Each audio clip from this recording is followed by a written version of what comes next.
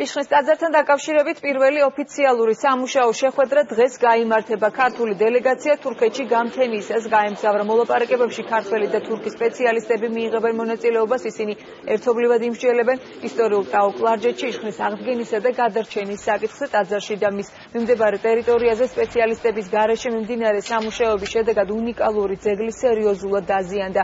მათ შორის ფრესკებით, რომლის ნატეხებიც ნაგავ საკრავზე აღმოჩნდა. გახლავთ მართლაც პირველი შემთხვევა, როდესაც ჩვენ გვიწევს პროფესიულ დონეზე უშუალოდ ძეგლზე ჩასვლა და ურთიერთთანამშრომლობით დაგვეგმა ჩვენი სამომავლო ნაბიჯების. ჩვენი ექსპერტები უნდა ჩაერთონ სწორედ ამ სარეაბილიტაციო სამუშაოებში. უნდა მოხდეს გარკვეული კვლევითი სამუშაოების პროცესში მათი ჩართვა და გარკვეული რეკომენდაციების მომზადება, რომლის საფუძველზე სწორედ უნდა წარიმართოს შემდგომ სარეაბილიტაციო სამუშაოები. ამერიკაში